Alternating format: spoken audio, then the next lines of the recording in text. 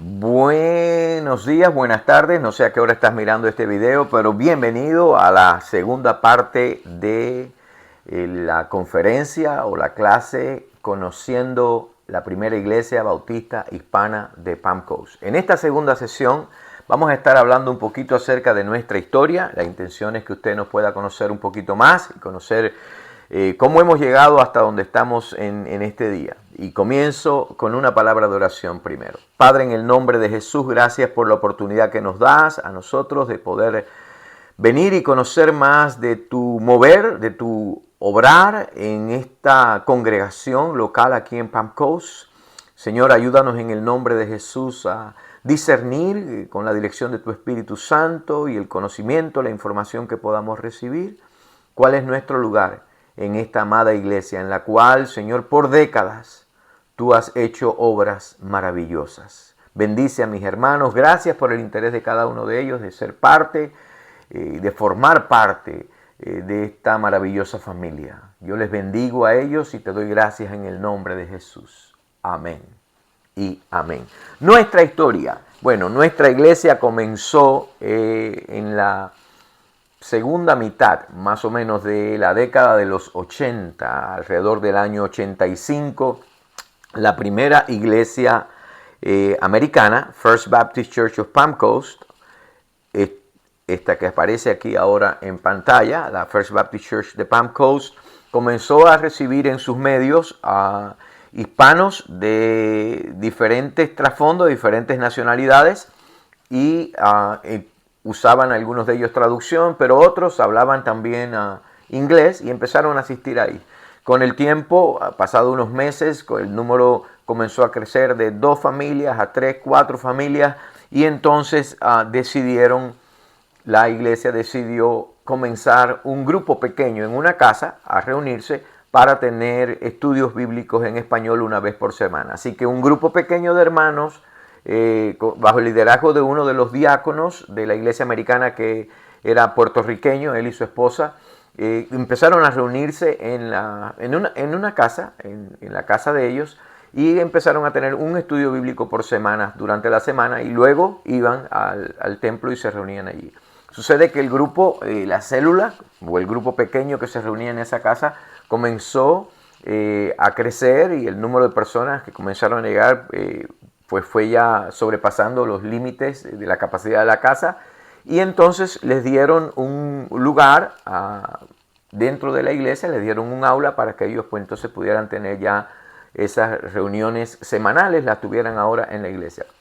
Algo que debo destacar es que First Baptist Church of Palm Coast, esta iglesia, que es nuestra iglesia madre, está localizada hoy en Palm Coast Parkway, antes de llegar a la US 1, yendo hacia el oeste, pero que originalmente no estaba ahí la iglesia. Estaba localizada en el lado este de la 95, de la I-95, en el lado este, allí donde hay un McDonald's, y al frente creo que es un CVS lo que hay. Esa esquina de ahí era el CVS, ahí es donde estaba la iglesia.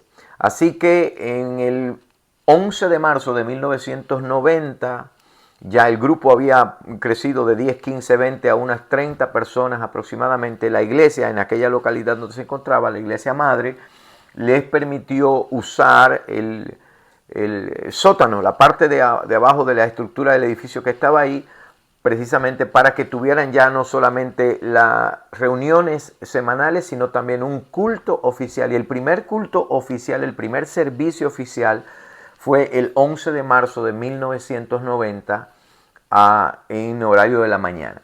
Ahí la iglesia, cuando empieza su primer servicio oficial, para ese tiempo ya habían invitado al pastor Francisco Vargas y su esposa Gigi, ya los habían invitado para que vinieran a liderar la naciente obra. Así que el pastor Francisco Vargas, junto a su esposa, fue el primer pastor que tuvo la iglesia, quien comenzó como pastor oficialmente en el primer servicio oficial de la iglesia el 11 de marzo de 1990. El reverendo Francisco Vargas y su esposa Gigi.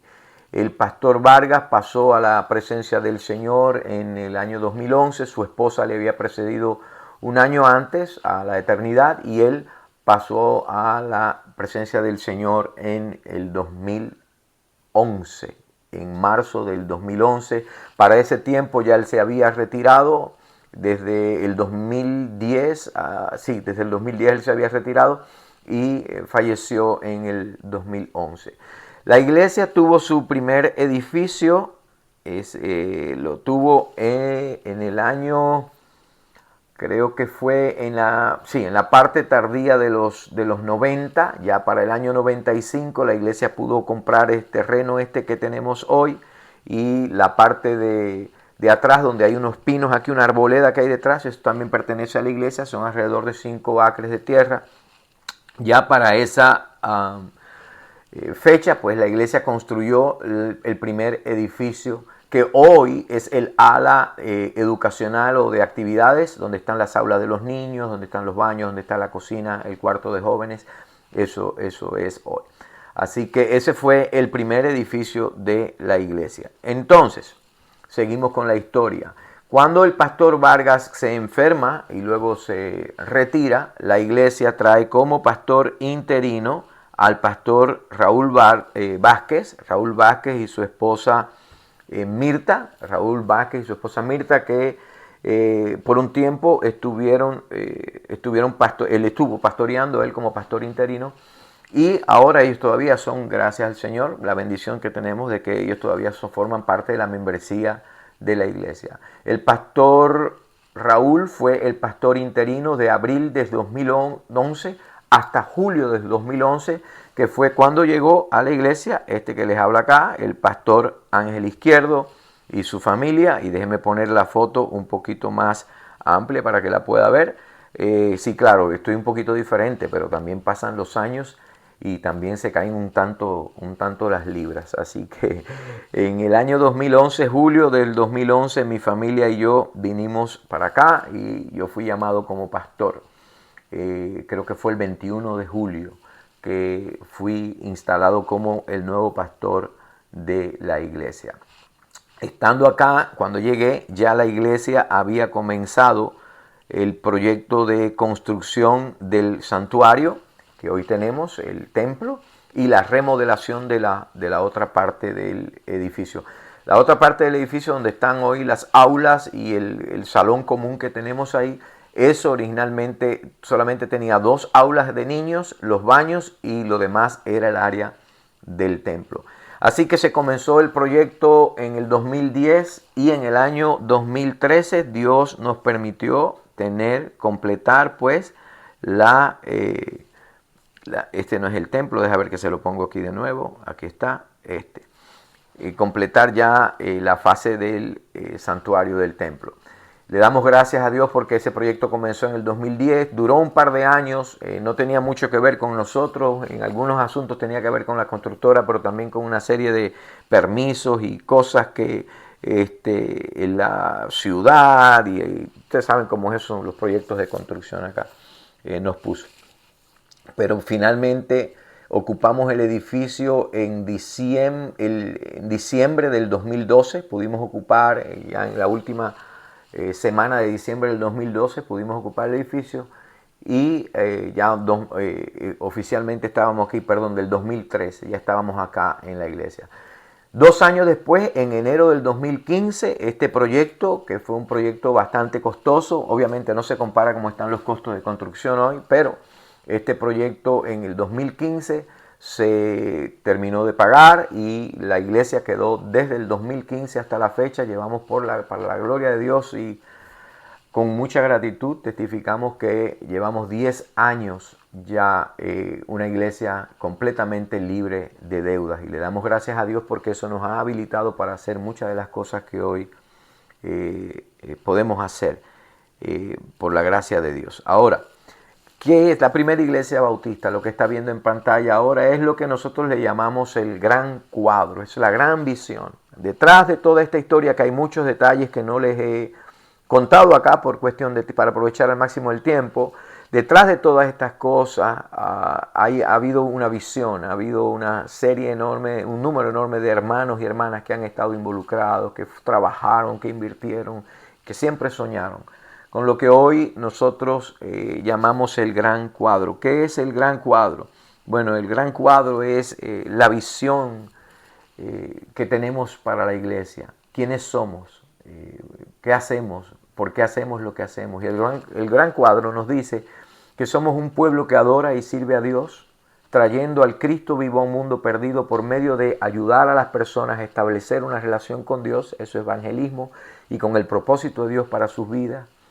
Una iglesia en constante crecimiento que impacta su ciudad y el mundo al ser un instrumento en la transformación de los individuos, pero también de la sociedad, y un lugar donde los dones son desarrollados, las relaciones fortalecidas, donde la gracia es fundamental y donde cada miembro es un ministro a quien se capacita, equipa y envía para el avance del reino de Dios en nuestra ciudad, en nuestra nación y por todo el mundo. Esa es en pocas palabras, mejor dicho, el gran cuadro. En pocas palabras, el gran cuadro. Ahora, ¿cómo vamos a permanecer siendo eso y cómo vamos a permanecer creciendo en esa visión? Bueno, para eso tenemos una estructura bien definida, tenemos artículos de fe, tenemos una constitución, tenemos estatutos que nos ayudan a mantenernos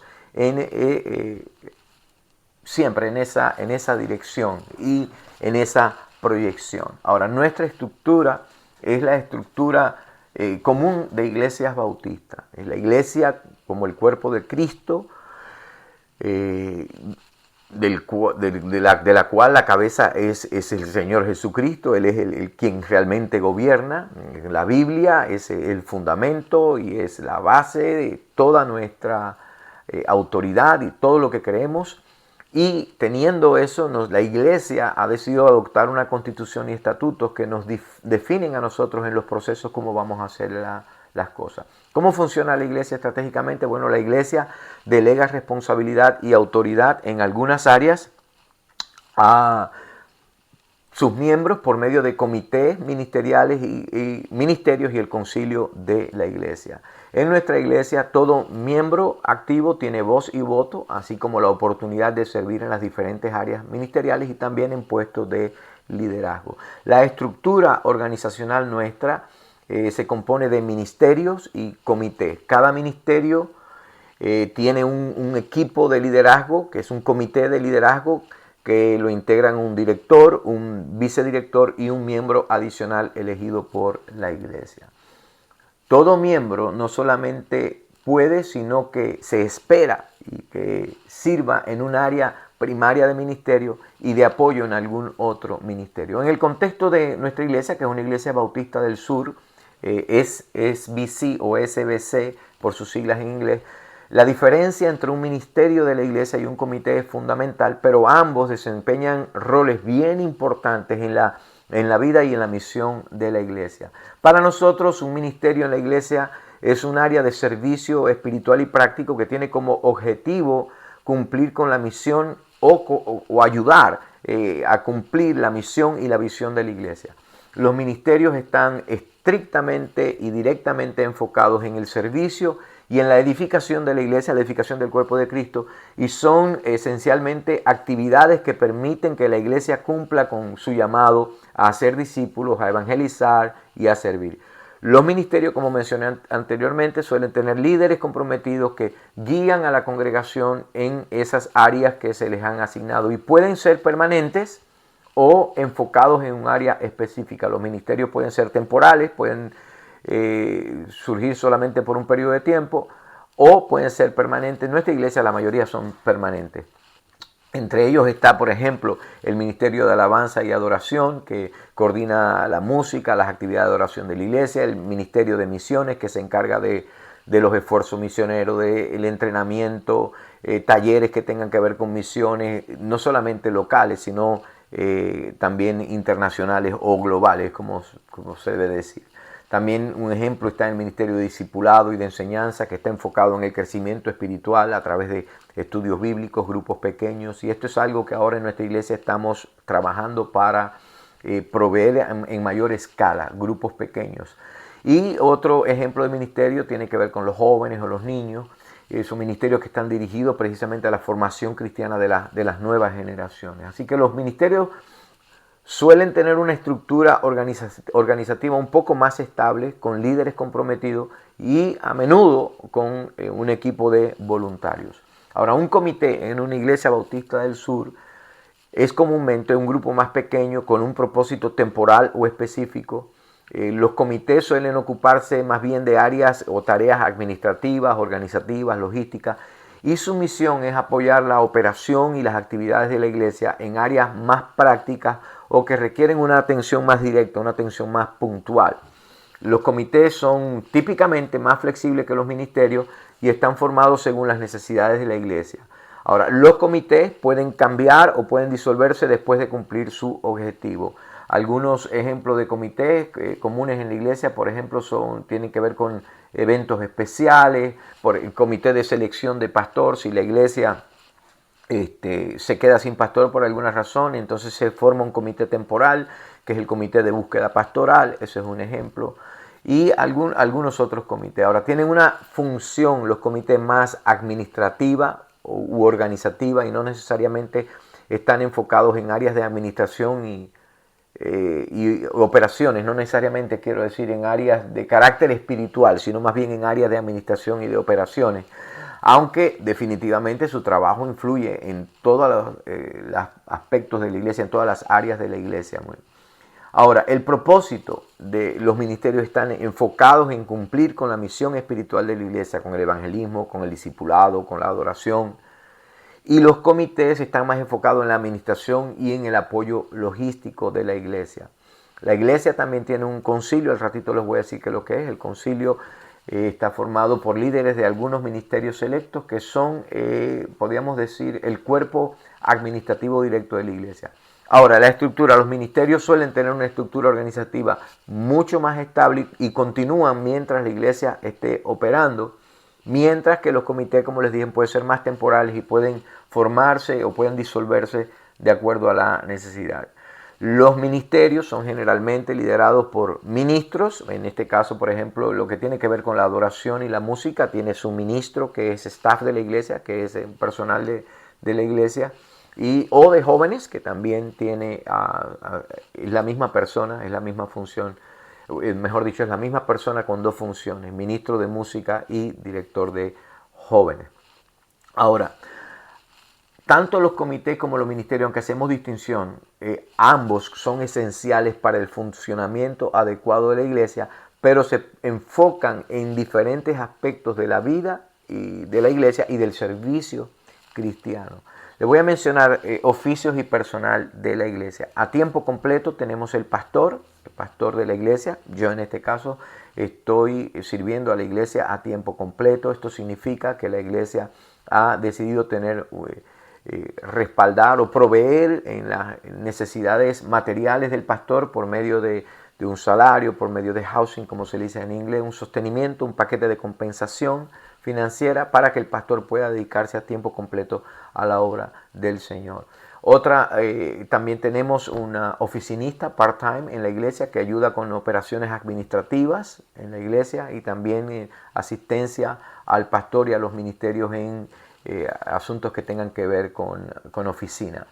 Tenemos a un conserje o custodio que se encarga del mantenimiento, es también part-time, tiempo parcial, que se encarga del mantenimiento de las propiedades y es supervisado por el comité de propiedades. Tenemos un comité de propiedades que es el que supervisa el trabajo del custodio, entre otras muchísimas cosas que el comité de propiedades hace. Part-time, les decía, tiempo parcial. Y tenemos una posición combinada, ministro de música y director de jóvenes, la hermana Mariana Aguilera, y ella está al frente de la adoración en la iglesia, todo lo que tiene que ver con la música, con la adoración y con el trabajo de la juventud, los adolescentes y teenagers. Eso es el personal, por decirlo de alguna manera, contratado por la iglesia. El pastor a tiempo completo, Mariana, el ministro de música y de jóvenes, también a tiempo completo, y dos posiciones part-time, que es la oficinista y el custodio. Además de eso, tenemos una CPA, una Certified Public Accountant, una contadora pública certificada, que es la hermana Carolyn Whittaker. Ella es la que por 17 años, antes de yo siquiera estar acá, por 17 años es la que nos ha ayudado como bookkeeper, pero también en todo lo que tiene que ver con la contabilidad de la iglesia. Es una persona excelente, es una persona al detalle y ha sido un instrumento de Dios para ayudarnos en las áreas financieras de la iglesia, a darnos visión, a darnos dirección, pero también supervisión. Es muy estricta en su trabajo y le damos gracias a Dios por ello. Ahora, la iglesia también tiene un cuerpo pastoral. En este momento tenemos 3 diáconos en la iglesia y estamos orando porque necesitamos nuevos diáconos que se unan al ministerio.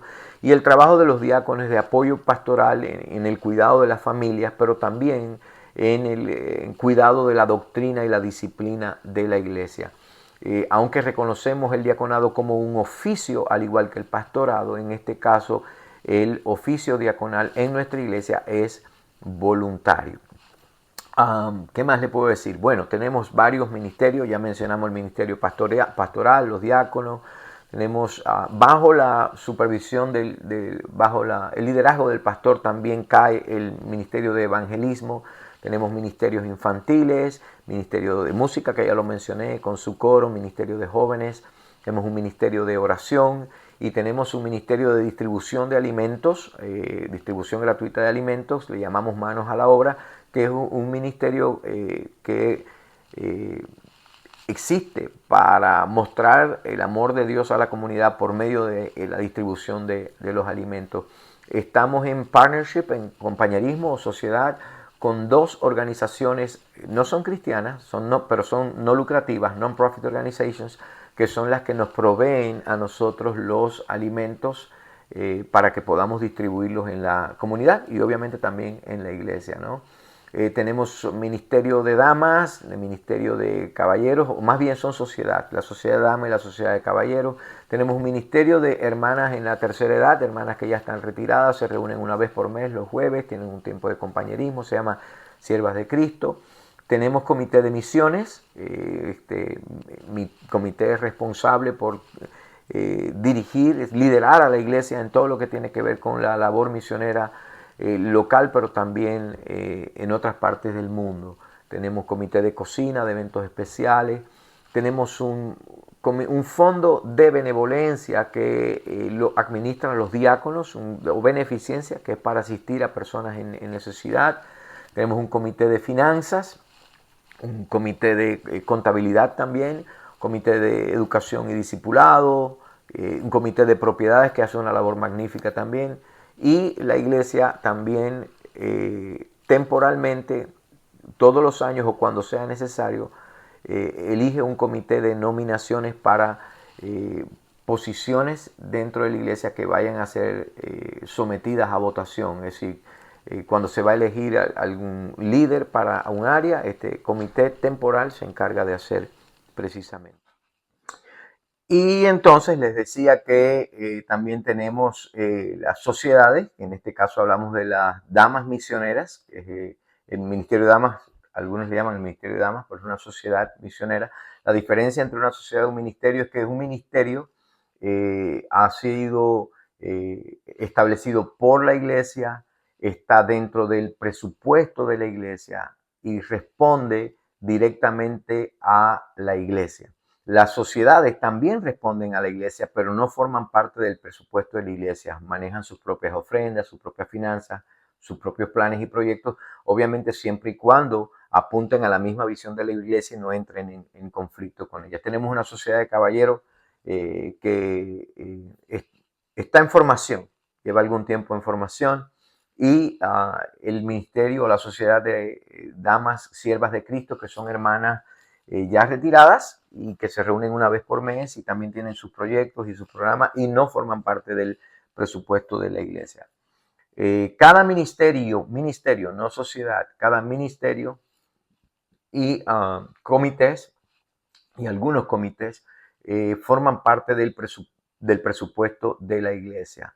Por ejemplo, hay algunos que reciben un porcentaje fijo de las entradas generales de la iglesia para el ministerio, como el Ministerio de Misiones. Misiones se está diversificado en misiones locales, misiones internacionales y también en nuestra participación en lo que se conoce como el Programa Cooperativo de la Convención Bautista del Sur. El Ministerio de Misiones de nuestra iglesia, para proyectos de la iglesia, se aparta un 4% del presupuesto anual para ese Ministerio de Misiones, y para el programa cooperativo de la Convención un 4.5%. Ahora es que recuerdo. Para el programa cooperativo de la Convención Bautista del Sur, el programa de apoyo misionero, se aparta un 6% del presupuesto general de la iglesia. Tenemos un 3% para evangelismo, un 3% y un 3% para beneficencia. Puede que me equivoque en un 1, pero no por mucho. Casi seguro que pienso que es un 2% lo que tiene que ver con beneficencia, 3% lo que tiene que ver con evangelismo. Eso. Pero los demás se les asigna un presupuesto no en porcentaje, aunque obviamente si sacas la cuenta va a representar un porcentaje, pero sino en cantidad de dinero. Cada ministerio recibe entonces tiene participación en el presupuesto de la iglesia. Cada líder de ministerio solicita, junto con los que integran el liderazgo de ese ministerio o comité, solicitan su presupuesto, y el presupuesto se aprueba en el mes de octubre. El presupuesto, por ejemplo, del 2026 ya fue aprobado hace una semana atrás en la asamblea de iglesia. Entonces la iglesia aprueba un presupuesto, y ese presupuesto es el que nos permite hacer ciertas operaciones que son necesarias para la iglesia. Si los miembros pueden no solamente aprobar, pueden desaprobar el presupuesto también, como pueden modificar el presupuesto en la asamblea de iglesia. Se le da participación a todos los miembros de la iglesia en lo que tiene que ver con el desarrollo y la aprobación del presupuesto. Hay un proceso un poquito más detallado, pero ya lo aprenderá cuando esté envuelto en alguno de ellos. Muy bien, nuestra visión es, bueno, obviamente proclamar el Evangelio del Señor Jesucristo, alcanzar a las miles de personas en nuestra ciudad, en nuestras comunidades vecinas y en todo el mundo que aún no conocen a Jesucristo como su único y suficiente Salvador. También nuestra oración es que podamos ser un centro de refugio, un centro de restauración, de propósito para las personas, ser una iglesia donde las personas heridas, necesitadas, las personas quebrantadas puedan encontrar aceptación, puedan encontrar sanidad y puedan, sobre todas las cosas, encontrar el propósito de Dios para sus vidas. Queremos ser una iglesia de crecimiento integral, formar un ambiente de crecimiento espiritual y también numérico, ¿por qué no? Guiando a cada persona, a cada miembro a una relación más profunda con Dios y a un compromiso activo en su obra. Nos esforzamos y queremos ser continuamente una iglesia de envío y de participación global, de equipar, apoyar y enviar a los llamados por Dios al servicio misionero. Pronto vamos a estar en nuestra iglesia ya lanzando una filial del Seminario Bautista Teológico de La Habana aquí en nuestras facilidades, con el propósito no solamente de equipar obreros para la obra local, pero también de preparar hombres y mujeres de Dios para que cumplan con su llamado más allá de la iglesia local. Estamos hablando de proyección, de enviar pastores, misioneros, estamos hablando de plantación de iglesias, tanto aquí en los Estados Unidos como fuera de los Estados Unidos, y de participar de esta manera en la obra de Dios en toda la tierra. Ahora, ¿cómo lo vamos a alcanzar? De esto hablamos en la sesión número 1, por eso lo voy a recordar, que nos enfocamos en 5 áreas fundamentales. En primer lugar, en lo que tiene que ver con la exaltación o la adoración, que es expresar nuestro amor a Dios. Obviamente en la evangelización, guiando a los que no conocen al Señor Jesucristo en el camino de la salvación, a una relación con el Señor Jesucristo. Y la otra parte tiene que ver con el establecer, con integrar a las personas a la familia de la iglesia local, una iglesia que recibe a las personas, conecta a los nuevos creyentes, que facilita la integración, en la que la gente pueda involucrarse y poner sus dones y talentos al servicio del Señor.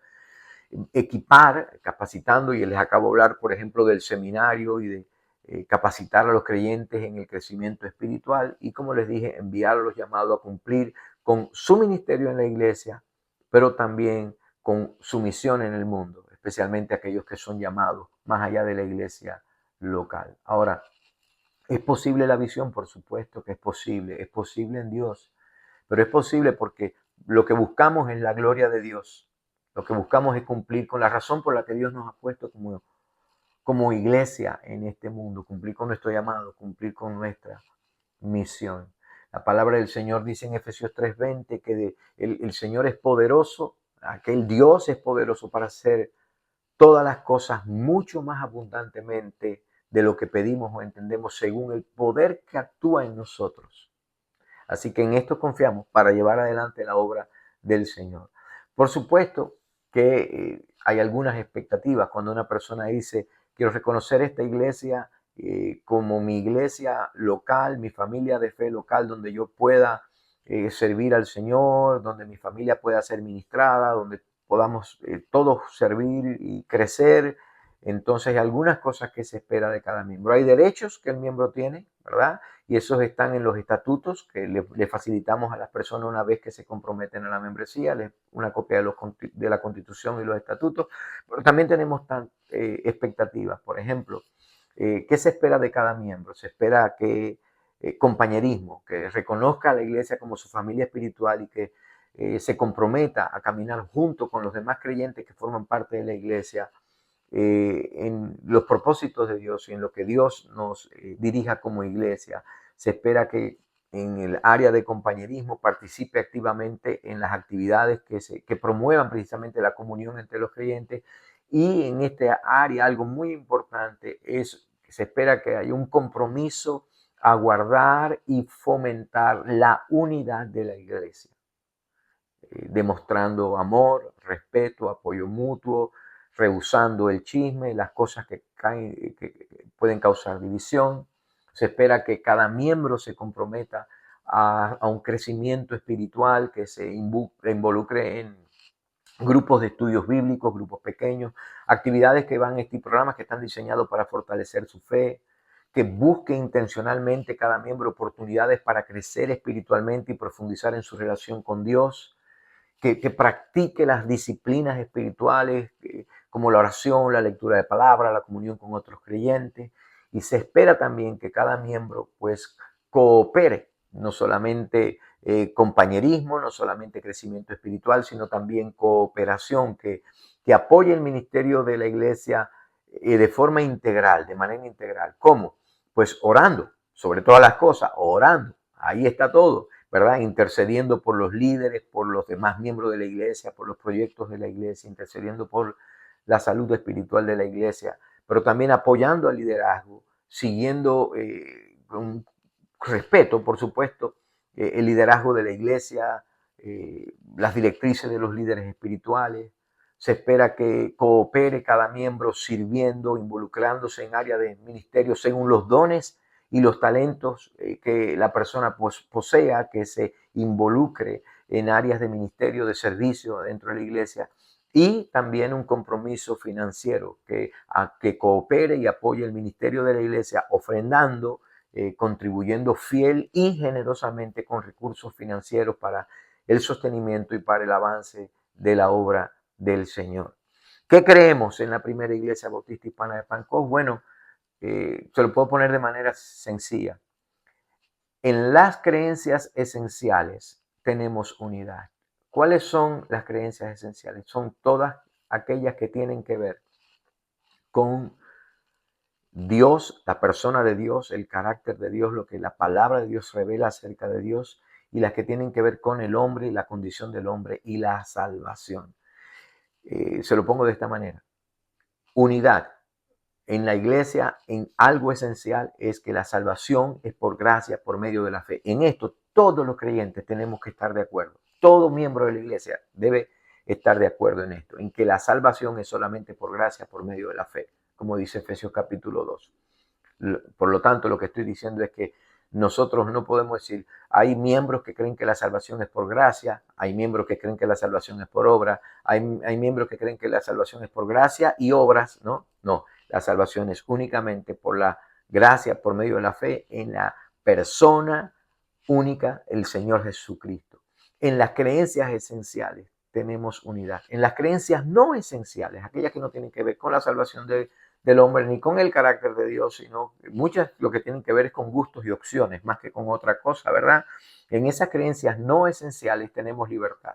¿Cuál es una práctica o creencia no esencial, por ejemplo? Hay quien dice, bueno, yo a mí me gusta cantar levantando las manos. Pues levante las manos, hermano. Así es sencillo. No, yo prefiero mirar hacia abajo yo no, y meterme la mano en los bolsillos. Pues métase la mano en los bolsillos, ¿no? Lo que sí queremos tener presente es que en las creencias esenciales hay unidad, somos uno. Nadie es salvo a menos que sea por la fe en el Señor Jesucristo. ¿Mm? En las creencias no esenciales tenemos libertad, pero en todas nuestras creencias mostramos amor. Lo que debe caracterizarnos es el amor. Así que bueno, esto es a grandes rasgos la parte final de esta serie de conferencias. Cualquier pregunta usted me puede enviar un email, me las puede hacer. Pero lo más importante es que usted haya tomado toda esta información, tanto la sesión 1 como la sesión 2, que es esta que concluye, haya ganado una visión general de nuestra historia, de cómo operamos, cómo nos movemos, cómo tomamos decisiones. Algo importante que debe saber, nuestra iglesia no se reúne todos los meses para asamblea de iglesia. Nuestra iglesia se reúne cuando hay necesidad de asambleas extraordinarias, se hace una asamblea extraordinaria para decisiones urgentes, por ejemplo, si hay algo que tiene que ver con construcción, algo que tiene que ver, que requiere la participación no solamente financiera, sino de personal, y no está bajo un ministerio, no está presupuestado, no está en el calendario, no está en el plan de trabajo, esas cosas obviamente se consultan a la iglesia. La iglesia recibe un reporte financiero oficial cada 6 meses, pero tratamos de darlo cada 3 meses, y un reporte anual de finanzas.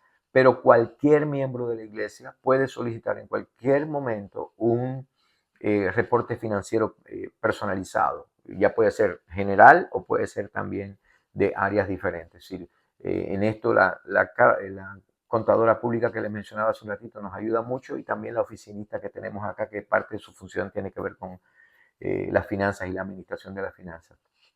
Tenemos en nuestra iglesia, importante también, un director de finanzas, su nombre es el hermano Dani Torres. El director de finanzas es, podemos decir también que es un director de las operaciones administrativas financieras de la iglesia, que no funciona por sí solo, funciona con un comité, tiene director, tiene un vicedirector, tiene un miembro adicional, y el pastor forma parte también del comité de finanzas de la iglesia. El director de finanzas es responsable por supervisar, por ejemplo, el trabajo de los empleados de la iglesia, diferente del pastor, ¿no? Los que mencioné hace un ratito. Él es el que supervisa sus horas, el que supervisa su salario, payroll, la nómina, para decirlo más correctamente, y es el que monitorea continuamente las actividades financieras de la iglesia, hace recomendaciones al concilio de la iglesia. El concilio de la iglesia lo forma el director, el pastor, obviamente, el director de finanzas, el director de propiedades, el presidente de los diáconos y el director de misiones. 5. Ajá, el director de misiones forman parte del comité de la iglesia, y cada uno de ellos supervisa más de un área dentro de la iglesia. Y bueno, esta es la primera iglesia, a grandes rasgos, cómo funcionamos. Espero que haya sido suficiente información para usted procesar, orar y considerar si esta es la iglesia donde usted quiere comprometerse como miembro y donde usted quiere servir hasta que el Señor determine. Nuestra oración es que usted venga y se una a lo que Dios está haciendo aquí. Es una historia maravillosa lo que Dios ha hecho a lo largo de los años acá, y sea parte de lo que Dios está haciendo hoy. No creemos que es casualidad, creemos que Dios en su tiempo perfecto ha permitido que usted esté considerando esto en su corazón. Si el Señor lo dirige, pues todo lo que tiene que hacer es, me puede escribir un email, y yo lo voy a poner aquí ahora mismo, mi email, en un segundito, para que usted me escriba, y entonces de esa manera pues podamos estar en contacto. Pero sabes qué, y decirle cuál es el próximo paso. El próximo paso es oficializar la membresía de la iglesia. Puede escribirme, pero puede llamarme también. Mi número no lo voy a publicar acá porque este video va a estar en las redes y no es necesario que yo publique mi número de teléfono celular, pero usted tiene acceso a él. Así que será para mí un privilegio servir al Señor junto con usted y será para mí un privilegio pastorearle a usted y a su familia si el Señor así lo pone en su corazón. Gracias por considerar nuestra iglesia y bueno, hay muchos detalles más que va a aprender en la marcha si es que Dios le indica que este es el lugar donde usted y su familia deben comprometerse. Así que el Señor les bendiga nuevamente, gracias por la oportunidad y nos vemos pronto.